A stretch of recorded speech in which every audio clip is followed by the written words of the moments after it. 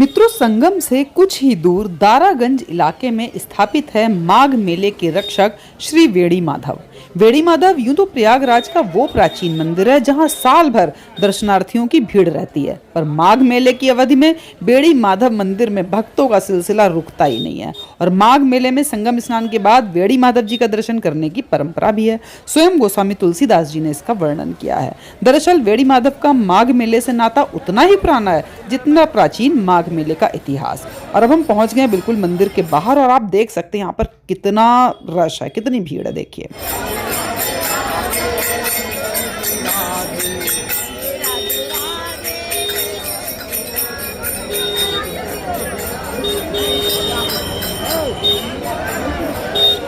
हर हर गंगा। और मित्रों, सामने जो आपको ये लेफ्ट साइड में येलो कलर का पीले रंग का एक बोर्ड सा दिखाई दे रहा है, इसी के पास में एक गेट है जिसके अंदर जाके पार्किंग कर सकते हैं। तो चूंकि मैं स्कूटी लेके गई थी तो मैंने यहाँ पे पार्किंग किया। तो पार्किंग के लिए जब अंदर गए तो आप देखिए अंदर का माहौल, सब लोग कैसे खाना पीना बनाने में लगे हुए हैं। पूरा बहुत ही दूर दूर तक देखिए कितने सारे लोग हैं जो यहाँ पर प्रसाद खाना वगैरह बना रहे हैं। तो चलिए अब बाहर निकल के आपको दर्शन कराते हैं मंदिर के। तो अब ये मंदिर का जो पहला गेट आपको दिखाई दे रहा है, वैसे तो ये मेन गेट है लेकिन यहाँ पे बहुत ज़्यादा रश है अंदर, तो हम आगे वाले गेट से अंदर चलेंगे क्योंकि वहाँ पे हमें थोड़ा सा खाली दिखाई दे रहा है।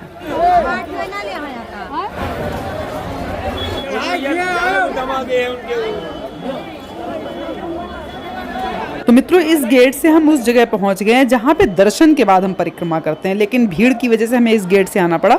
तो हम पहले परिक्रमा करेंगे फिर आपको दर्शन कराएंगे। और तब तक हम आपको मित्रों बताते चलें कि प्रयागराज में सृष्टि का सबसे पहला यज्ञ हुआ था। सभी लोग, देवता, दानव, यक्ष, मानव यहाँ पर आने लगे। तब ब्रह्मा जी ने सृष्टि के पालनकर्ता विष्णु जी से कहा कि यहाँ इस क्षेत्र में मेले की रक्षा करें। तब से स्वयं विष्णु माधव के रूप में यहाँ स्थापित हो गए। इसीलिए यहाँ प्रयागराज में 12 माधव विराजमान है, मतलब कि 12 माधव विराजमान है। और साल में एक बार 12 माधव यात्रा भी निकाली जाती है। इन्हीं में से प्रमुख हैं वेड़ी माधव। और ये परंपरा है कि माघ मेले की शुरुआत में वेड़ी माधव के स्वरूप को नगर का भ्रमण कराया जाता है और उसके बाद से पूरे माघ मेले के दौरान वेड़ी माधव माघ मेले में ही विचरण करते रहते हैं और माघ मेले की रक्षा करते हैं। और माघ मेले में कल्पवासियों का नियम तभी पूरा होता है जब वो अपने कल्पवास के संपन्न होने पर वेड़ी माधव का दर्शन करें। तो चलिए अब हम पहुंच गए उस जगह पे जहां से हम आपको वेड़ी माधव के दर्शन कराएंगे।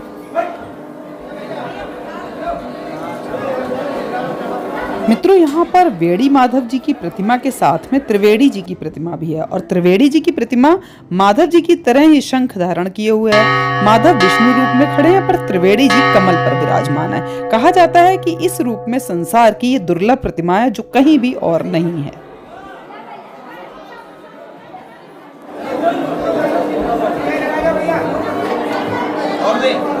भैया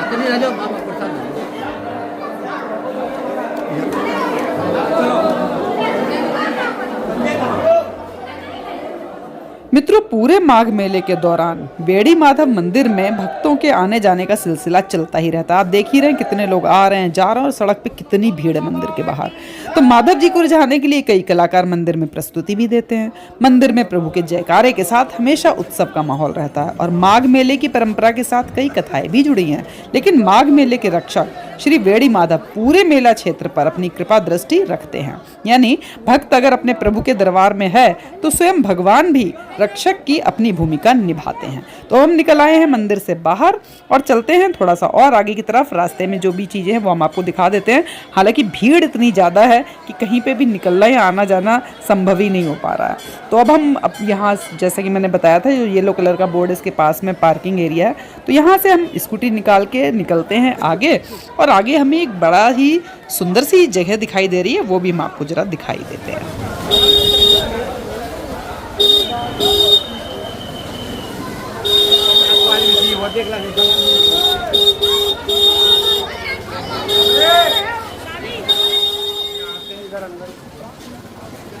मित्रों, अब हम आपको दिखाने जा रहे हैं आजादी की लड़ाई में राजनीति का केंद्र रही दारागंज की बड़ी कोठी।